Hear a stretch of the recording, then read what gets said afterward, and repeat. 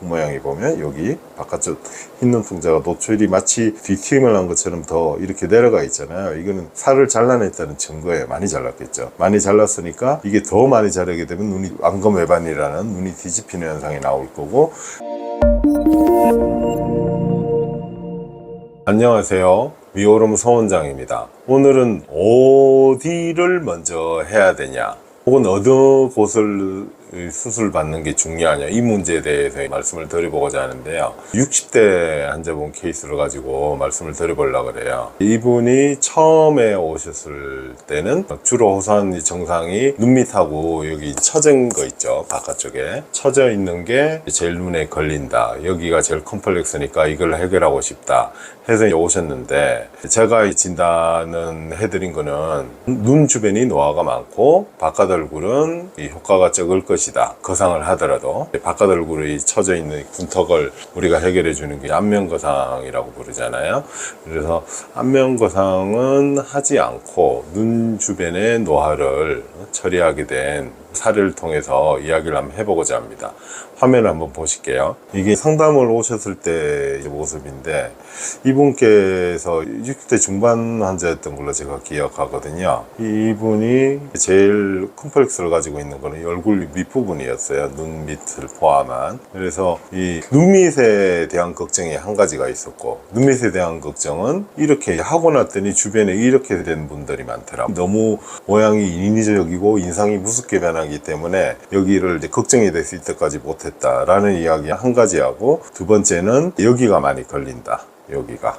바깥에 여기를 정리해서 안면거상을 받고 싶다라는 말씀이셨는데, 이 분의 얼굴을 제가 분석을 해드린 거는 여기보다는 얼굴은 라운드한 형이시거든요. 얼굴이 라운드하다는 거는 뾰족하지가 않다는 거죠. 뼈 모양 자체가 뾰족하면은 거상을 하면은, 거상을 우리가 해결을 하기 위해서 이 턱선을 살리기 위해서 안면거상이라는 걸 하잖아요. 하면 굉장히 유의미하게 모양 변화가 많이 나타나는데, 여기 메로시 라인도 있고 처짐이 있긴 한데 원래 갖고 계신 보조개거든요. 때문에 덜 보이기도 하고, 주 증상은 여기다, 눈 위 아래다 라고 제가 진단을 해드린 거고, 그러면 여기를 하고 나서 눈 위는 쌍꺼풀 수술을 하시라는 이야기가 아니었어요. 지금 이 눈 위의 형태는 눈썹이 눈을 덮은 형태예요. 원래 눈이 보일 텐데 눈썹이 덮고 있는 눈썹이 올라가면요, 이 눈썹을 올라가기 위해서는 여기서 살을 잘라내면 되거든요. 잘라내면 되는데 흉터 때문에 안 된다. 그래서 이마에서 수술을 들어간다. 이마 거상이라고 부르시잖아요. 근데 사실 이마가 거상이 되는 게 목적이 아니고 이 처져 있는 눈썹이 올라가기 위한 수술이에요. 그래서 이 진단을 해드린 거는 여기에 대한 이마 거상이겠죠. 눈썹을 올리기 위해서 눈썹 거상, 즉 이마 거상을 하게 되고, 이 눈밑은 눈밑 거상을 하면 돼요. 그런데 치료를 어디까지 해야 되느냐, 이 거상을 형태에서 도와줄 수 있는 범위 자체가 여기 고랑이, 눈밑 고랑이 하나 있고 이 팔자주름이 하나 있잖아요. 여기서 여기도 피부를 열고 들어가서 여기를 거상을 해줄 수가 있는데, 거상을 하게 되면 요 눈밑까지도 할 수 있고 더 내려가지고 이 팔자주름 밑까지 거상을 해줄 수가 있다. 그래서 여기에 대한 거상을 수술을 받으시고 여기에 대한 거상을 수술을 받으시고 이렇게 진행이 됐어요. 자, 그래서 보시면 후 모양이 이런 거거든요. 보시면 여기가 많이 올라붙었죠, 그죠? 팔자주름이가 여기가 올라붙고, 여기 처져 있어서 쪼개져 있던 눈밑이 고랑 주변의 구조로 해서 얘가 이제 다 처져 있는 게 이게 해결이 되고 하나로 합쳐져서 이 형태로 보이는 거고, 여기 보면 애교살도 이제 원래 형태대로, 이분은 애교살이 원래 조그마신 분이거든요. 그 형태대로 이제 복원이 된 거예요. 그리고 눈을 덮고 있던 눈썹도 원래 정상 위치로 올라가서 쌍꺼풀이 이제 더 이상 처져 보지 않게 된 거죠. 그러니까 굳이 쌍꺼풀 수술을 이분은 안 하신 거죠. 그렇게 된 거고, 이분이 뒤에 이야기를 좀 더 해드리자면 여기가 여전히 걸린다고 하셨어요. 그래서 여기는 어떻게 하실 거냐, 그래서 조금만 좋아지면 된다. 내가 지금 여기가 많이 좋아지고 나니까 여기에 대한 욕심은 나는데 이거는 얻을 게 많이 없으니까 여기 조금만, 요 정도를 말하는 거죠. 그래서 여기는 시술로, 실리프팅 같은 시술로 이걸 해드린 상태예요. 이분의 사례에서 우리가 깨달을 수 있는 거는, 내가 이제 노화가 왔어요. 이 노화가 온 게 당연히 전체가 다 오긴 했겠죠.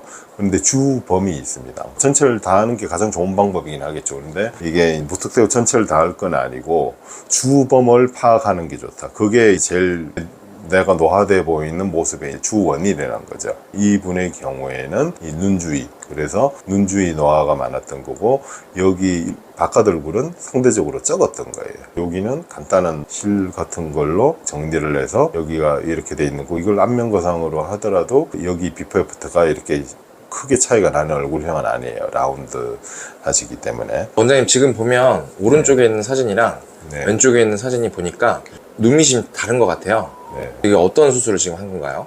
예, 이게 어떻게 생각하셔야 되냐면은 볼게요. 이걸 좀 더 확대해 볼게요. 여기다 절개를 같이 한 거거든요. 절개 부위는 비슷하다고 보시면 돼요. 거의 같다고 보시면 되는데, 이거는 좀 자연스럽죠. 자연스러운 거고, 제가 여기를 절개 부위는 같다 그랬죠. 열고 들어가서 여기를 이사시킨 거예요. 다 분해한 다음에. 즉 거상이라는 형태로 수술을 해준 거죠. 그러니까 얘가 위치 이동이 젊었을 때 위치로 이동을 시켜 놓은 거고, 이 눈밑 조직하고 이 팔자주름이 여기 요만큼이라고 제가 말씀드렸잖아요.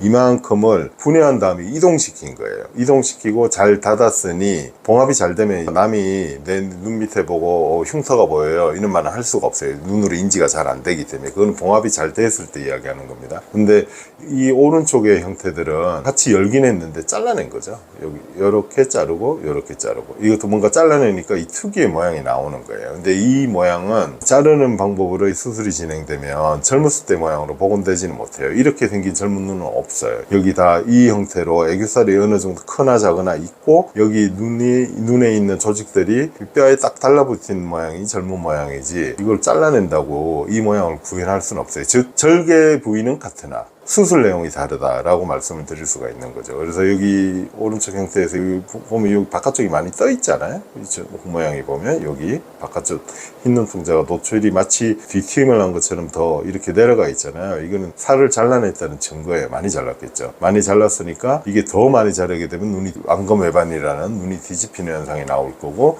이거는 잘라내는 힘을 이용한 것이 아닌 말 그대로 열고 들어가서 여기를 분해한 다음에 원래대로 이사시킨 거죠. 잘 분해를 시킨 다음에 원래대로 이사 가는 거고, 이 분해한 과정이 저번에도 말씀을 드렸는데 필요한 이유는 그 당기는 힘을 써더라도 일시적으로는 좋아지거든요. 왜냐면 처져 있는 게 올라가긴 하겠죠. 근데 당기는 힘이라는 것은 결국은 실이나 어떤 기구를 써가지고 올리는 행위를 말하는 거잖아요. 그 행위는 분해가 되지 않은 채로 분해가 돼서 그 위치에 갖다 놓으면 새로운 자리에다 붙기 때문에 이거는 이사를 가는 형태가 되는 거고, 그러면 이사를 간 형태에서 다시 원래 처진 위치로 내려오기까지 시간이 엄청 오래 걸리는 거예요.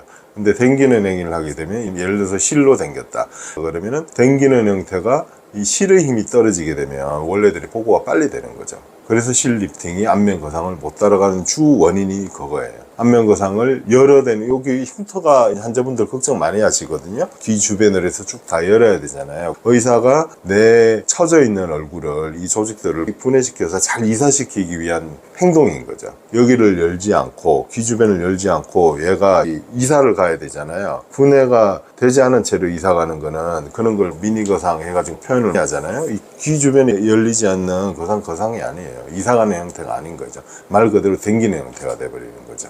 예, 그래서 이 형태는 열어서 잘 거상이 된 거예요. 이사를 잘 간 거죠. 그래서 여기서 얘가 예를 들어서 이 눈밑 모양이, 눈 주변의 모양이 내가 65예요. 그런데 수술을 하고 났더니 내가 40대 때 모양으로 돌아왔어요. 그러면 여기 오는 데까지 25년 걸려요. 그러면 그 이유로 해서 수술을 다시 잘 안 한다는 거죠. 거상이 돼 있으면. 이건 나중에는 이제 연세가 더 많이 드시면 뭐 25년 뒤면 한 90세 될 거 아니에요. 바깥 얼굴이 많이 처지게 되니까 여기를 이제 처리하려고 그러시겠죠. 예, 내 얼굴 중에 가장 나이가 많은 부위는 눈 주변이었고, 지금은 내 얼굴 중에 눈 주변이 나이가 가장 젊은 부위가 된 거죠. 그래서 얘가 거상을 하더라도 처져요. 다시 시간이 지나면서 처지긴 하겠죠. 그런데 상대적으로 여기가 나이가 가장 젊어졌기 때문에 거상이 온전히 돼 있으면 그 부위를 수술할 가능성이 이제 작아지는 거죠.